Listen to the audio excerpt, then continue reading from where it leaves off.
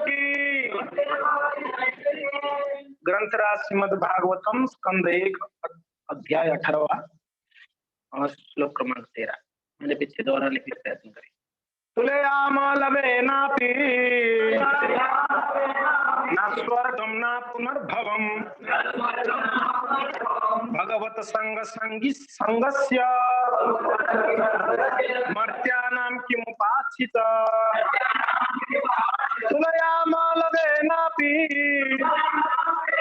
न स्वर्गम न पुनर्भवम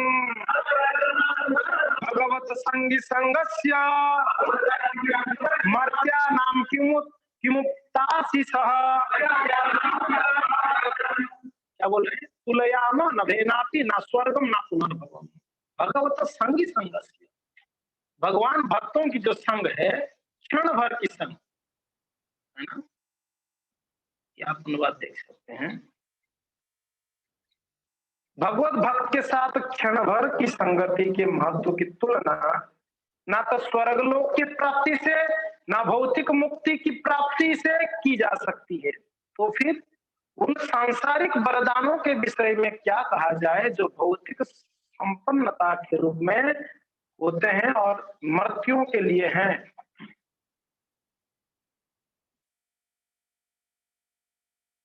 तुलयाम लवेनापि वैष्णवों की एक क्षण का संगति भी संसार का कोई वस्तु से आप तुलना नहीं कर सकते। स्वर्गम न पुनर्भवम, स्वर्ग की प्राप्ति, स्वर्ग की प्राप्ति इतना आसान नहीं है कि मर गया तो लिख दिया न्यूज़पेपर में स्वर्गवास हो गया मेरे पिताजी का। ऐसे थोड़ी स्वर्गवास हो जाता है, लिख देने से थोड़ी हो जाएगी। बताइए, ऐसा नहीं होता। स्वर्ग में जाने के लिए कहीं पुण्यों को अर्जन करना पड़ेगा।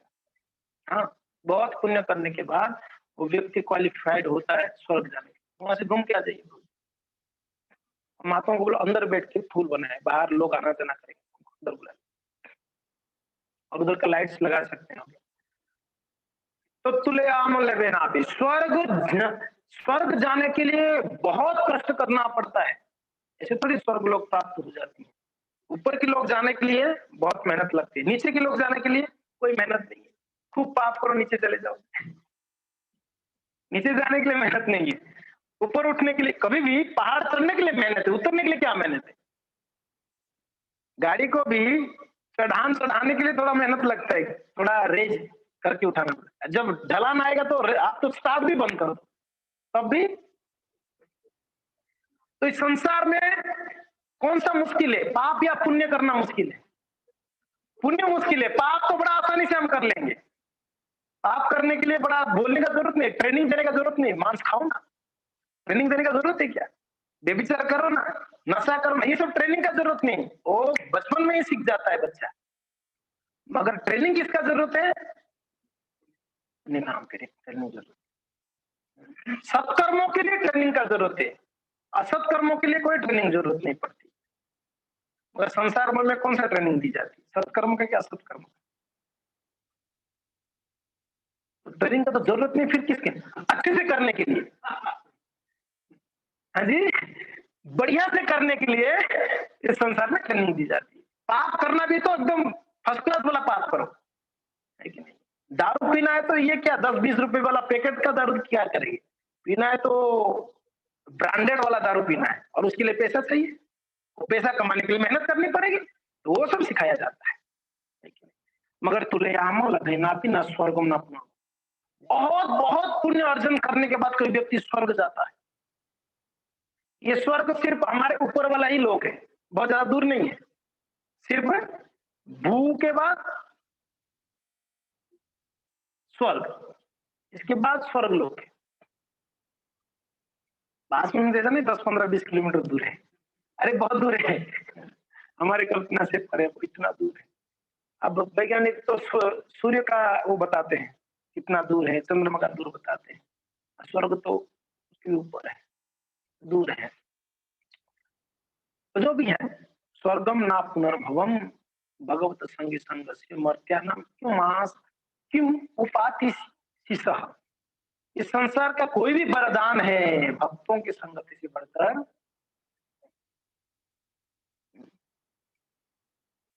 भागवत का प्रमाण है।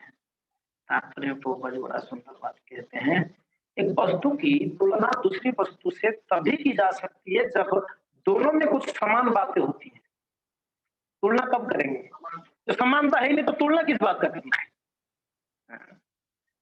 हम शुद्ध भक्तों की संगति की तुलना किसी भौतिक वस्तु से नहीं कर सकते।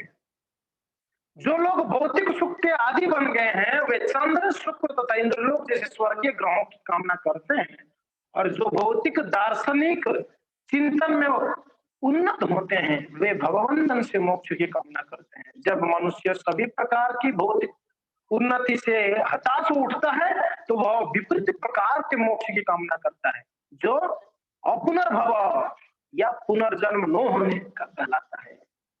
किंतु भगवान के शुद्ध भक्त स्वर्गलोक में मिलने वाले सुख की कामना नहीं करते हैं।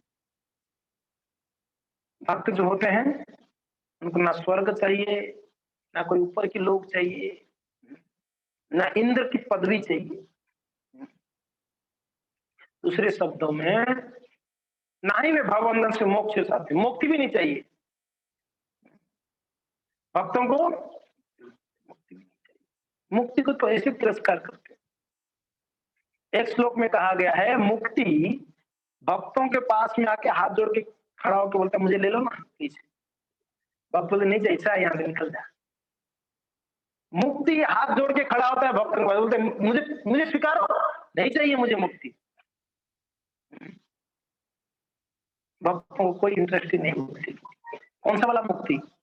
आलोक्य, सारूप्य, सायुज्य, साष्टी, ये 5 प्रकार की मुक्ति का वर्णन है शास्त्र। मुक्ति नहीं चाहिए उनको, परम गति को चाहिए। क्या चाहिए?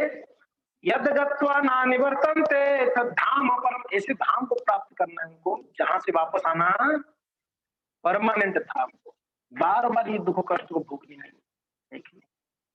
तो दूसरे शब्दों में भगवान के शुद्ध भक्तों के लिए स्वर्गलोक में प्राप्त भौतिक सुख माया जाल के समान होता है, और चूंकि वे सुख दुख की भौतिक धारणाओं से पहले से मुक्त रहते हैं, अतएव वे यथार्थ रूप में भौतिक जगत से भी मुक्त होते हैं। इसका अर्थ ये हुआ कि भगवान के शुद्ध भक्त इस जगत तथा आध्यात्मिक जगत दोनों में ही दिव्य स्थिति में अर्थात भगवान की सेवा में लगे रहते हैं। जिस प्रकार सरकारी नौकरी सदा नौकर रहता है, चाहे वो घर में हो या ऑफिस में हो या किसी अन्य स्थान में, उसी प्रकार भक्त को किसी भी भौतिक वस्तु से कुछ भी लेना देना नहीं रहता है, क्योंकि वह अनन्य भाव से भगवान की दिव्य सेवा में लगा रहता है। वो कोई भी रहे, वो भगवान का सेवक ही रहेगा, दास ही रहेगा। भक्त जो है ऐसा नहीं कि मंदिर में आया तो दास से घर में जाने के बाद बॉस हो जाता है, ऐसा नहीं। भक्त कहीं भी कोई भी परिस्थिति में रहे वो दास भावना में ही रहता है, सेवा की भाव में रहता है। कहीं भी रहे, वो इंडिया में रहे, पाकिस्तान में रहे, अमेरिका में रहे, कोई देश है, कोई काल, कोई स्थान, कोई परिस्थिति, कहीं भी जगह पे रहे, वो एक ही भाव रहता है, क्या है? मैं दास हूं, मेरा नित्य सेवा भगवान का है, भगवान का सेवा करना। तो चाहे चूंकि उसे किसी भौतिक वस्तु से कोई सरोकार नहीं रहता, अतएव उसे भौतिक वरदानों से क्या मिलने वाला है, चाहे वह राजपद हो या इससे भी बड़ा कोई अन्य पद, जो ये शरीर के नष्ट होते ही समाप्त, शरीर के साथ समाप्त हो जाएगा। इस संसार में कोई भी पदवी हो, वस्तु हो, व्यक्ति हो, कितना भी प्रिय क्यों ना हो, कब तक है? जब तक शरीर टिका है। जैसे शरीर खत्म वैसे सारा रिलेशन, सारा अपनापन सब खत्म। अगर मान लो आपका पुनर्जन्म उसी घर में होगा, हाँ जी, कुत्ते के रूप में मान लो हो गया उसी घर पे, डंडे से मारेंगे। क्या करेंगे? वही व्यक्ति का अगर जन्म अगर निम्न योनि में हो गया इसी घर में, तो दंड खाएगा। आप चिल्लाते रहो, भो करते, मैं तो आपका पति था पिछले जन्म में, काय का पति? ये सत्य बात यहाँ पर बताई है। समाप्त हो जाती शरीर के साथ सब कुछ। कितना डिग्री कर लो, डिप्लोमा कर लो, इंजीनियरिंग कर लो, डॉक्टर बना लो, बच्चा जन्म होगा तो वापस ABCD से ही सीखेगा। उसको डॉक्टर बन के कभी कोई बच्चा आ गया? कौन सा स्कोप? तो स्कोप लेके निकला कोई बच्चा, जन्म हो गया तो उसको लाओ मैं टेस्ट कर, उसको वापस पढ़ने क्यों? क्योंकि भक्तिमय सेवा शाश्वत है। एक ही वस्तु शाश्वत है, वो क्या है? भगवान की सेवा। ये परमानेंट हमारे साथ जाएगा, बाकी कुछ भी नहीं जाने वाला है। भक्तिमय सेवा यानी संतों के संग में रहकर भजन कीर्तन जो करते हैं, यही हमारा प्रभुपाद जिसको कहते थे आध्यात्मिक बैंक अकाउंट। प्रभुपाद कहते हैं इसको आध्यात्मिक बैंक खाता, इसको कहते हैं प्रभुपाद। तो भक्तिमय सेवा शाश्वत है, इसका कोई अंत नहीं होता, क्योंकि यह आध्यात्मिक होती है। अतः चूंकि शुद्ध भक्त की निधियां भौतिक निधियों से भिन्न होती हैं, अतः दोनों की कोई तुलना नहीं है। शुद्ध गोस्वामी भगवान के शुद्ध भक्त थे, अतएव नैमिषारण्य के ऋषियों के साथ उनकी संगति अद्वितीय है। भौतिक जगत में निपट भौतिकतावादी की संगति गर्हित समझी जाती है।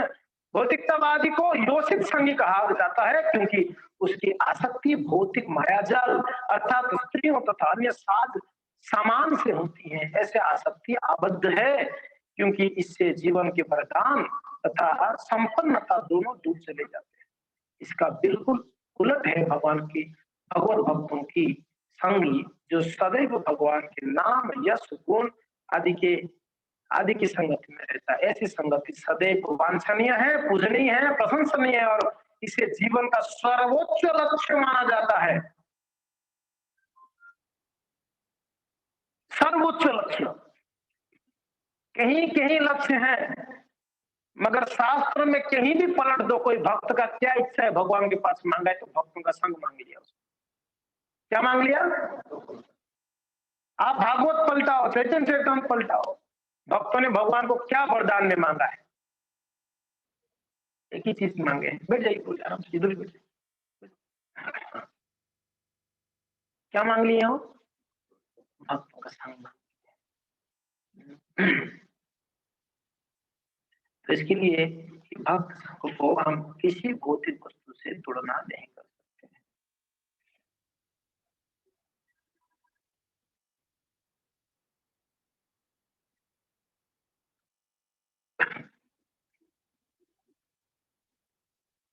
तो इसके लिए माता देवहूति को भगवान कपिल देव कहते हैं। क्या कह रहे हैं?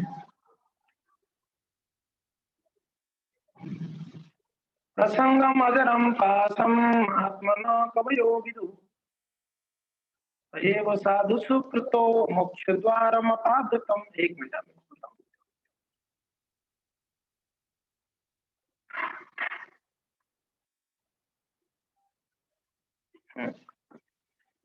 साथ साथ में बोलेंगे ना। प्रसंगम अजरम पासम आत्मना कवयो विदु सैव साधु सुकृतो मोक्ष द्वारम अपादतम। साथ में बोलेंगे वापस। प्रसंगम अजरम पासम आत्मनः कवयो विदु सैव साधु सुकृतो मोक्ष द्वारम अपादतम। प्रसंगम अजरम पासम, इस संसार का जो आसक्ति है वो कैसा है? अजर पास है। अजर पास यानी वो पास को आप खोल नहीं सकते हो। वो ऐसा बेड़िया है जिसको चाबी नहीं है, खोल ही नहीं सकते हो आप, एकदम जकड़ वाला बंधन इस संसार के प्रति जो भी आ सकता। मगर आत्मना कवयो विदु, बुद्धिमान लोग कहते हैं, क्या कहते हैं? सैव साधु सुकृत। अगर वही आसक्ति को साधुओं में किया आपने तो क्या होगा?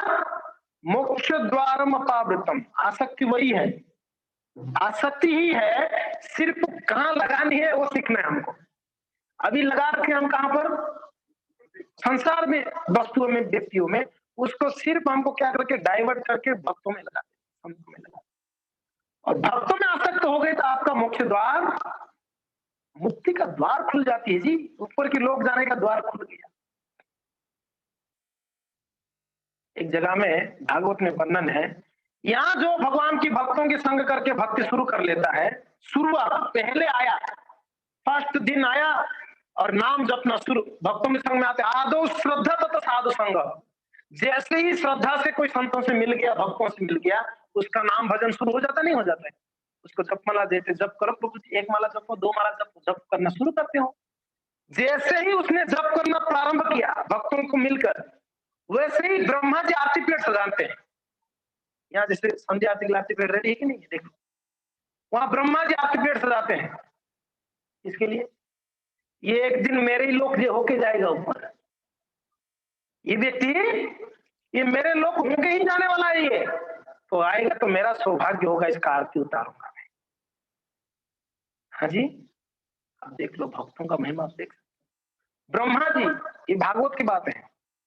ब्रह्मा जी वहां रेडी होते हैं, सिर्फ ब्रह्मा जी नहीं, जितने भी ऊपर के लोग हैं ना, सब लोग रेडी करते हैं, आरती प्लेट आने वाला है। आप सोच लो कितने आरती प्लेट रेडी करना पड़ेगा उनको। प्रभुपाद महाराज की कृपा से यहाँ पर हर दिन कोई ना कोई भक्त बनते हैं, भगवान का नाम उच्चारण करते हैं, भक्तों के संग में आते हैं, तो वहां तो आरतियों का प्लेटों का तांता लग गया होगा। भक्त जाएंगे तो उनका आरती उतारेंगे, उनके चरण धोएंगे, चरण जल को छिड़काएंगे सर पे। तो भक्तों का ये महिमा है, प्रसंग मधुरम पास। तो माता देवहूति बोलती है, अच्छा ऐसे क्या है साधुओं के अंदर जो इतना मुक्ति का द्वार खुल जाती है? तो भगवान कहते हैं आगे, क्या कहते हैं, तो ये भक्त है ना, अरे ये भक्तों का गुण देख लो। तितिक्षवा कारुणिका सुहृदः सर्वदेहिनां अजात शत्रवः शांत साधवः साधुभूषण। एक बार बोलेंगे, बड़ा सुंदर श्लोक। तितिक्षवा कारुणिका सुहृदः सर्वदेहिनां अजात शत्रवः शांत साधवः साधुभूषण।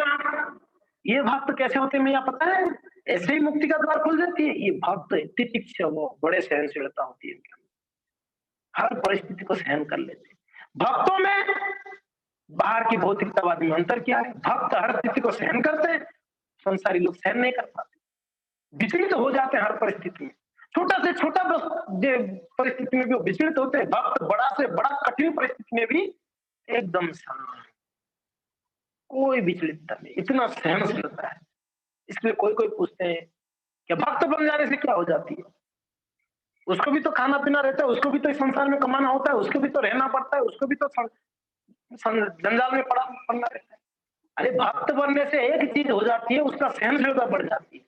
वो कैसे भी उसको कोई निंदा करे, अपमान करे, तिरस्कृत विप्रलब्ध सप्त क्षिप्त हतापि, कोई मारने के लिए भी प्रयत्न क्यों ना करे, न तत् प्रतिकुर्वन्ति तद भक्तो, क्या है, प्रबोधोपि।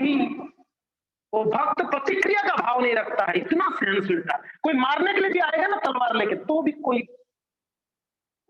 अम्बरीश महाराज को क्या हो गया, मारने के लिए आए नहीं आए, कृत्या को उत्पन्न किया जब वो महात्मा जी, एकदम तो मारने के लिए आ गया। अम्बरीश महाराज जी को तो कुछ भी नहीं फर्क पड़ा, वो शांति से हाथ जोड़ के खड़े, होना क्या है, क्या विश्वास है भगवान के प्रति। हम तो डर जाते हैं, कोरोना का नाम सुन के कांप जाते थे, अभी तो उतना नहीं कांपते, पहले कितना कांपते थे, मूर्ति से कितना डरते हैं। इस संसार में हर व्यक्ति एक चीज से डरता है, मृत्यु से। खांसी आ गया, चेक कराओ, पॉजिटिव आ जाएगा आपका, इतना डर है। सर दुख रहा है, पक्का कोरोना ही होगा, 100% कोरोना है। डर, भय, मृत्यु का भय था। बिल्कुल सतर्कता होनी चाहिए हमारे अंदर, ऐसा नहीं है। मृत्यु से बचने का प्रयत्न करें परमानेंटली।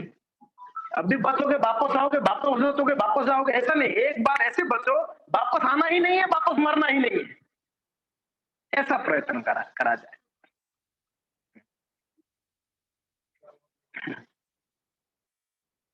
ये भक्त सहनशीलता होती है जी, तितिक्षा कारुणिका, बड़े करुणामय होते हैं, सुहृदम सर्वदेहिना, सभी जीवों के प्रति बड़ा सुहृद होते हैं, यानी शुभचिंतक या वेल विशर्स, अजात शत्रु, इनका कोई शत्रु नहीं होते हैं जी।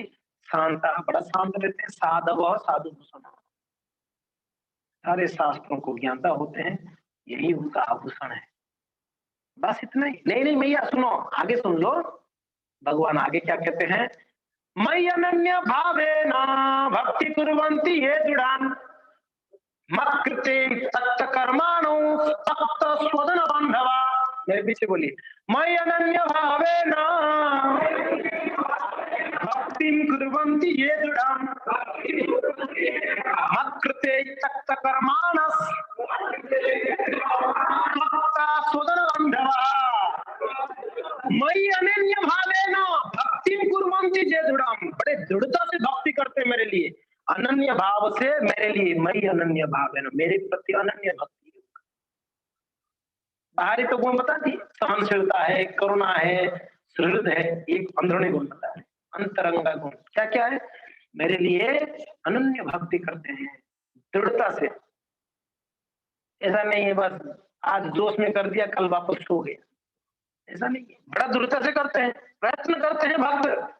मई अनन्य भावेन भक्तिम कुर्वन्ति ये दृढ़ाम मत कृते नहीं मत कृते तप्त कर्माणो, मेरे लिए तप्त कर्माणो, अपना ही सारा कर्म छोड़ देता है।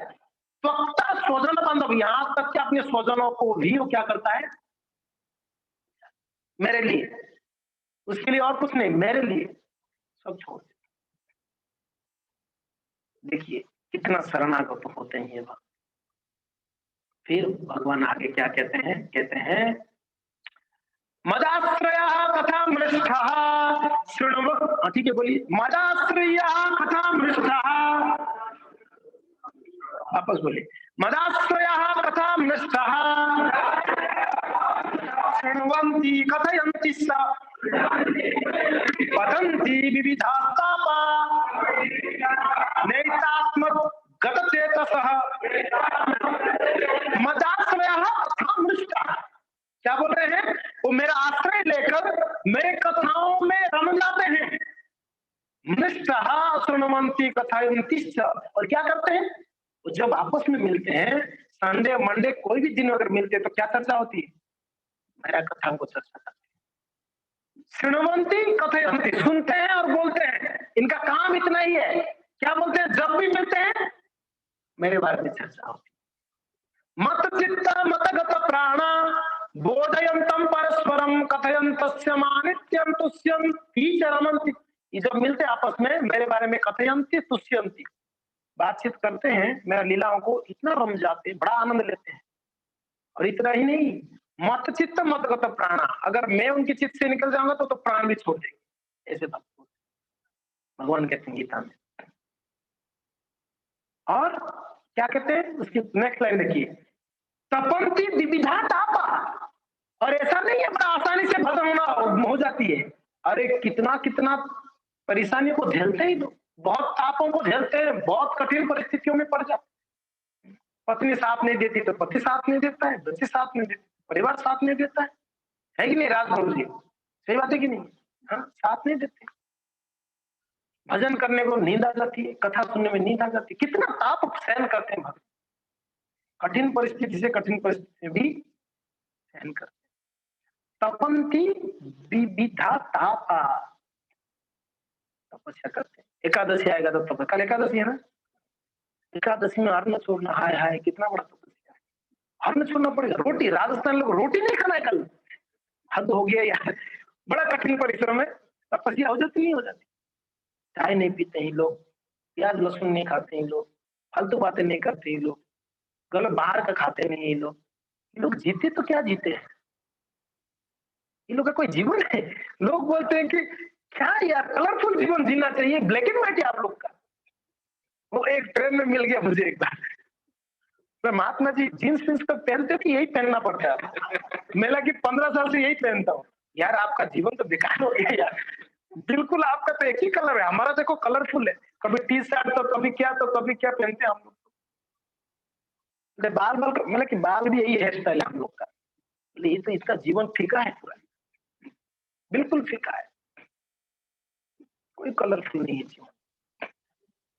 ऐसे कहते हैं लोग, तपस्या है जी, बहुत बड़ा तपस्या है। धोती कुर्ता पहनना अभी के लिए तपस्या है, पहले जमाने में ऐसे नहीं था, अभी धोती कुर्ता को धारण करना बहुत बड़ा तपस्या है। जपमाला को हाथ में लेके निकल जाओ आप, कितना आपको सुनना पड़ेगा रास्ते भर में, आए हाय क्या हो गया तेरे को, कल तक तो ठीक था, कहाँ जाके आया, ये कोई उम्र है? इतना बोल देंगे लोग आपको ना, मगर ये अगर नया होगा तो इतना कंफ्यूज, यार करना क्या है, करना है कि नहीं करना है? प्रभु जी तो बोले थे करना चाहिए करके, ये लोग यार 10 लोग बोल दिए। हाँ ऐसे बोलते हैं, क्या हो गया, फ्रैक्चर हो गया क्या इसके अंदर, ये क्या लगा दिया अपने सर पे? एकदम भयभीत हो जाते हैं लोग, डर जाते हैं। तो तपन्ति विविधा तापा नैतात्मन गत चेतसः। उनका सारा विचार मेरे लिए है, जो भी विचार करते मेरे लिए करते हैं, बहुत ताप को सहन करते हैं ये भक्त। ये महात्मा जी यहाँ जो विराजमान है, कितना ताप सहन की पता है हम लोग को। हाँ, हर कदम कदम पर प्रभुपाद जी को स्ट्रगलिंग, हर कदम पर इतना सहन करना पड़ा श्रील प्रभुपाद महाराज, बहुत सहन किए। उनकी सहनशीलता की वजह से आज हम लोग शांति से बैठ के कथा सुन पा रहे हैं, कीर्तन सुन पा रहे हैं। इनकी सहनशीलता ये महात्मा जी का विशेष विशेष कृपा हम लोग के ऊपर। ये महात्मा जी बहुत तापों को झेला है, बहुत कष्टों को झेले है। इतना आसान है 10 साल के अंदर 108 विश्व भर में मंदिर बना देना कोई साधारण व्यक्ति की बस की बात है? कितना सहन किए होंगे। 6 साल हो गया उदयपुर में मंदिर के लिए, कितना 6 साल हो गया, अभी तक जमीन ही नहीं मिल पा रहा है। श्रील प्रभुपाद महाराज 10 साल में बड़े बड़े 108 मंदिर खड़ा कर दिए। अब क्या इतना आसानी से हो गया होगा? कितना सहन किए जी। जू मंदिर के लिए जमीन उन्होंने टोकन अमाउंट ले लिया, बाद में बोलता महात्मा जी ना पैसा मिलेगा ना जमीन मिलेगा, नहीं मिलेगा, धोखा दे दिया। ये भगवान का पैसा है, इसको कैसे छोड़ सकते हैं? किसी भी आदमी इसको तो पैसा तो देता हमारा, ने पैसा दिया, कौन देखा है पैसा दिया? बहुत कष्ट, प्रभुपाद जी बड़े दुखी हुए। क्यों? पैसा किसका था? मंदिर का पैसा भगवान का है। प्रभुपाद जी एक एक रुपए को संचय करते थे, प्रभुपाद जी एक एक रुपए का ध्यान देते थे, कहीं कुछ भी वेस्ट ना हो, क्योंकि ना ये किसका है? हम सबका कर्तव्य है। मंदिर में जो भी वस्तु है वो सबको सुरक्षा देना हम लोग का कर्तव्य है। प्रभुपाद जी बहुत स्ट्रगलिंग, और प्रभुपाद जी के जीवन में स्ट्रगलिंग भी आया, और प्रभुपाद जी की सहनशीलता की वजह से भगवान इनको कृपा नहीं किया।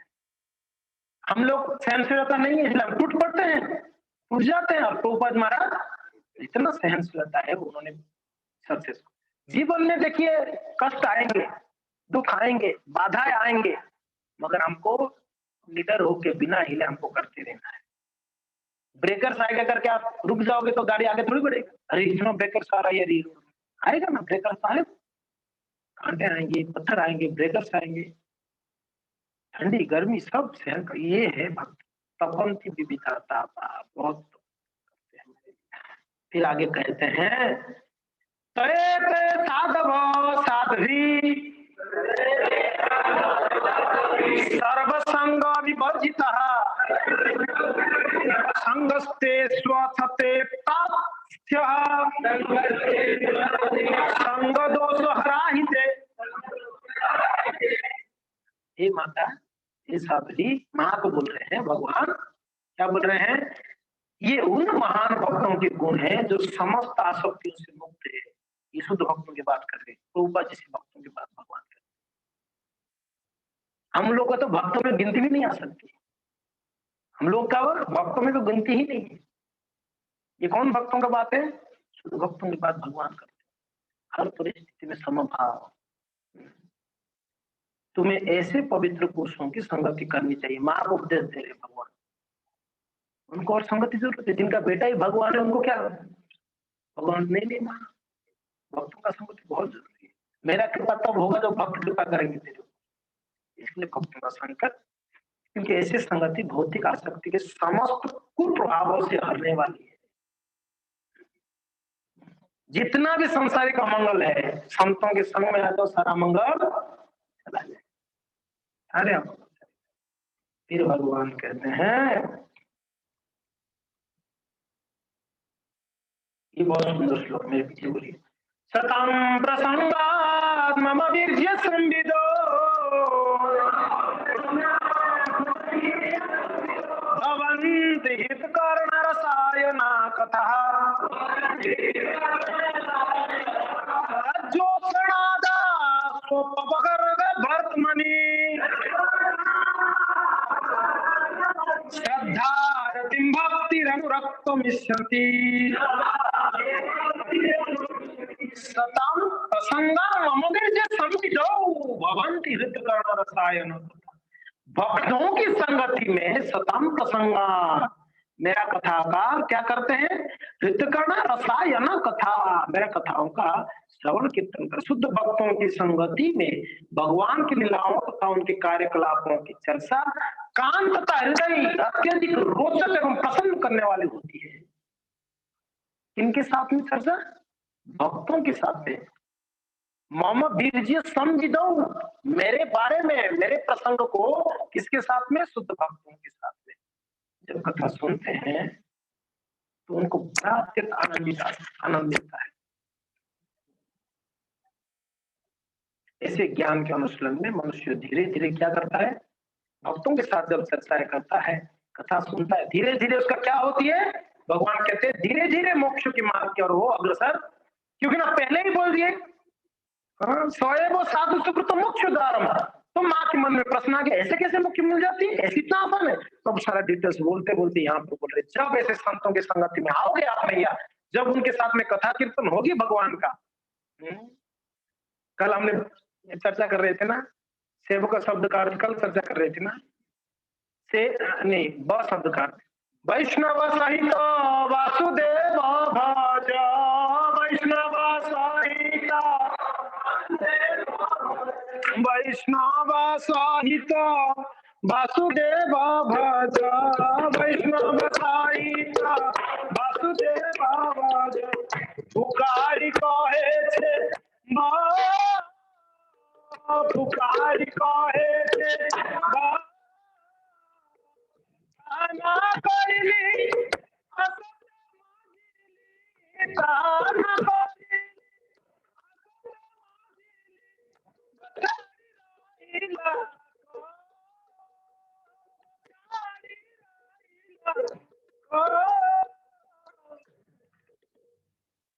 बस शब्द का अर्थ है वैष्णव सहित वासुदेव भज, उपकारी कहे थे वो सेवक का अर्थ है कि वैष्णव के साथ में भगवान का भजन करो, श्रवणम कीर्तनम स्मरणम। किसके साथ, भक्तों के साथ, अकेले में। जब भक्तों के साथ करते हैं तो धीरे धीरे मोक्ष की ओर अग्रसर होते हैं, तत्पश्चात मुक्ति हो जाता है और उसका आकर्षण स्थिर हो जाता है। कौन सा आकर्षण, संसार के प्रति जो आकर्षण वो खत्म हो जाती है, भगवान के प्रति आकर्षण, तब असली समर्पण तथा भक्ति योग का शुभारंभ होती है, तब भक्ति योग का प्रारंभ होती है बोलते हैं। हाँ जी, अब समझ में आ रही श्लोक में, जब मुक्ति का मार्ग की ओर अग्रसर होता है तब उसका भक्ति शुरू हो रही है। फिर आगे कहते हैं भक्त्या पुमंजन विरागेन्द्रियाद दृष्टा सुतांग नृत्यनानु चिंतया चित्तस्य यस्तो ग्रहणे योग युक्तो यतिष्यते ऋषि भी योग मार्गे। इस प्रकार भक्तों की संगति में सचेत होकर भक्ति करते हुए, क्या बोल रहे हैं यहाँ पर देखिए, क्या सचेत होकर, सचेत क्या होना है, भक्तों के साथ में भक्ति करते हैं, अपराध से बचनी है, अपराध से बचते हुए जब भक्ति करते हुए भगवान के कार्यकलापों के विषय में निरंतर सोचते रहते हैं, मनुष्य को इस लोक में तथा परलोक में तृप्ति के प्रति अरुचि उत्पन्न हो जाती है। कौन सी प्रति अरुचि, जो इंद्रिय तृप्ति है उसके प्रति अरुचि। कृष्ण भावनामृत की यही विधि योग की सरलता विधि है। जब मनुष्य भक्ति योग के मार्ग में ऐसी सही स्थित हो जाता है तो यह अपने चित्त मन को नियंत्रण करने में सक्षम हो जाता है। लास्ट श्लोक बोल देते हैं,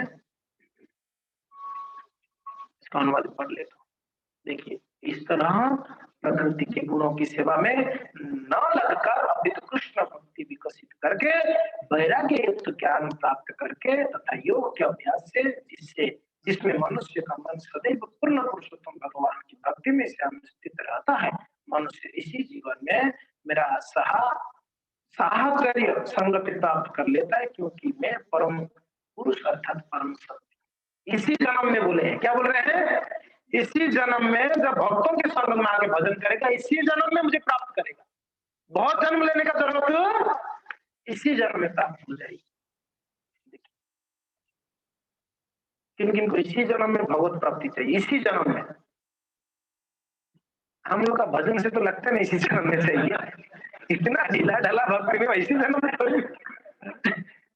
उसके लिए थोड़ा जैसे बोले ना तपते है मेरे लिए, तपना पड़ेगा, सुबह जगना पड़ेगा मंगला के लिए, बैठ के जपना पड़ेगा भक्तों के साथ में, भागवत सुननी पड़ेगी रोज। प्रभुपाद जी ने जो भागवत का नियम बताए हैं ये रोज करनी पड़ेगी तब होगी। हमारे जैसे ढीला ढाला रात को 12 बजे तक खींचते रहते हैं माला, उसमें थोड़ी ना भगवत प्राप्ति होगी ना, थोड़ा तपस्या करनी पड़ेगी।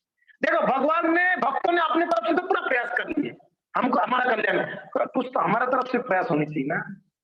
हम कुछ सब कुछ तो भक्त लोग है ना, देखेंगे प्रभु जी आप जब भगवत धाम जाएंगे आपके धोती पकड़ लेंगे। कहीं भाई मेरा धोती क्यों पकड़े?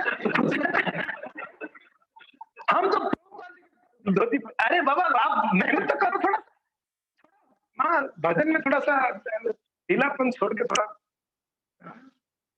सिंसियर होनी पड़ेगी। नहीं वो एक कथा सुनने रोज आता, रोज ले जाता, क्या करता, एक्चुअली हम लोग ये सिलसिला ही खत्म करने वाले, नेक्स्ट क्लास से ही ना प्रभु जी, जो 5:30 क्लास 5 बजे ही ना हमारा, तो 5 बजे के बाद है ना दोनों दरवाजा बंद करने, एंट्री नहीं है। 5 बजे से पहले आ गए तो एंट्री, उसके बाद उसको बंद है, चारों तरफ बंद है, ध्यान रख लीजिए, मैं सीरियसली बोलता हूँ। बाहर से जाना पड़ेगा आप लोग को, अंदर ही कथा कीर्तन प्रसाद सब अंदर, बाद में 9 बजे खोलेंगे, प्रसाद के बाद खुला जाएगा। अच्छा होगा ना ये तो, तब सिंसियरली आएंगे सब लोग टाइम से। रोज आता लेट, महाप्रभु थोड़ा जल्दी आया करो कथा में। महाराज क्या करूं, दूर से आता हूँ, 2-4 गाँव के दूर है मेरा, आने में लेट हो जाता। महाराज बोलते उस समय तो गाड़ी घोड़ा नहीं हुआ करता था, ये चल के आता था, अरे कोई गधा कोई खच्चर के ऊपर बैठ के आ दो ना। तो महाराज मेरे लिए तो गधे भी आते खच्चर भी आते। महाराज के ऊपर आप भी सब कुछ है मेरे लिए। अरे भाई थोड़ा आपको भी तो प्रयास करनी पड़ेगी ना। अब महाराज को बोला आप भी गधे है, आप भी खच्चर है, आप भी सब कुछ है। ऐसे नहीं प्रयत्न करने,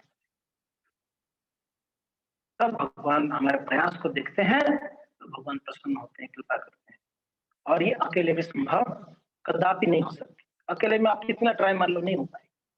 जब संग में आएंगे भक्तों के संग में तब आनंद आती है भक्ति। 1 साल से कितना विरह का अनुभव हो रही थी भक्तों के साथ में, संडे ऑफिस का विरह, साथ में जो बैठती आनंद आती। जो जूम में है वो लोग पता नहीं कैसे आनंद लेते होंगे, आप लोग आनी पड़ेगी यहाँ आप लोग को, तो आनंद।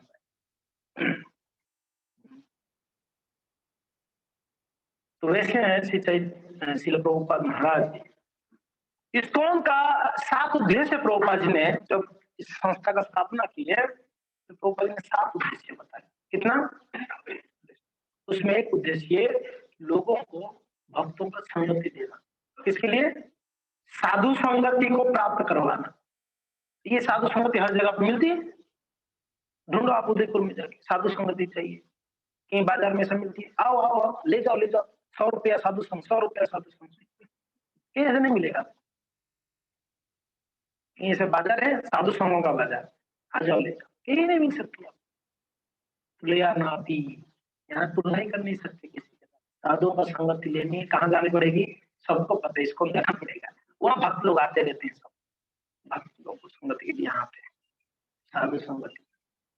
चलो प्रभुपाद जी इसके लिए इसको संस्था, और विशेष करके जो रविवार कार्यक्रम है, रोज तो आ नहीं सकते हैं, काम काज रहती है, बिजनेस व्यापार रहते हैं, तो प्रभुपाद इसलिए संडे छुट्टी होती है, प्रभुपाद जी संडे को एक कार्यक्रम कर, ताकि इसमें सभी भक्त आएंगे, साथ में कथा कीर्तन नाचेंगे, प्रसाद लेंगे, आनंद से जाएंगे।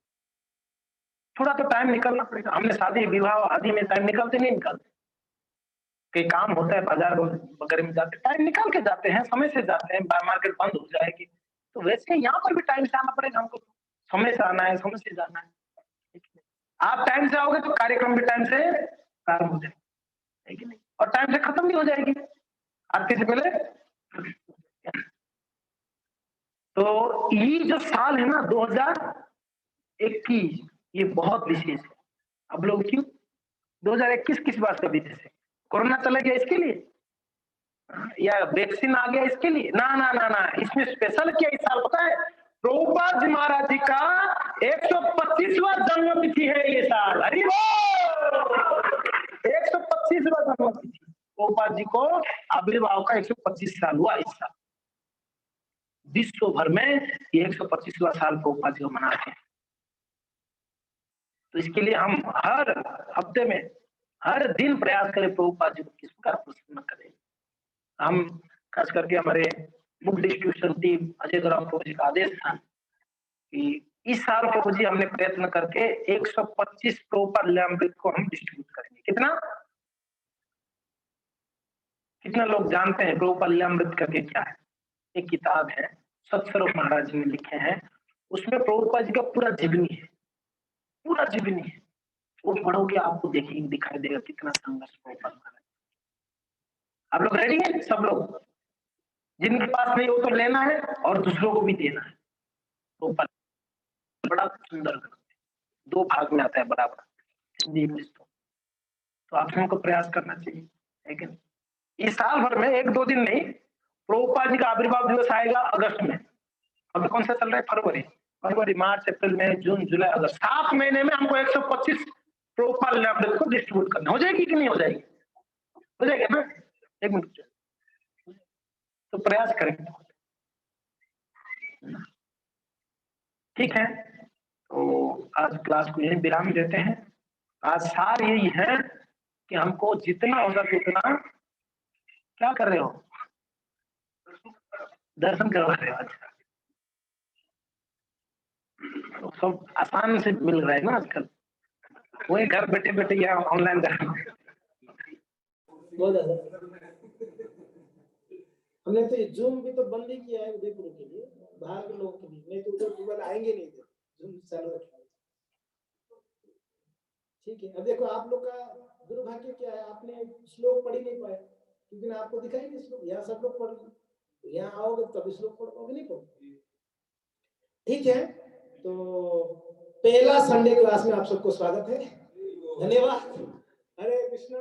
धन्यवाद सभी को। और हम सबसे निवेदन करते हैं और भी जो भक्त आते थे, जो आने वाले हैं, जो आपके मिलने वाले, सबको इंफॉर्मेशन दीजिए। संडे मंदिर चालू हो गया, आप आइए, कथा देखते रहिए, प्रसाद लेके जाइए। ठीक है, ठीक है जी, धन्यवाद। हरे कृष्ण। रुक जाओ जल्दी।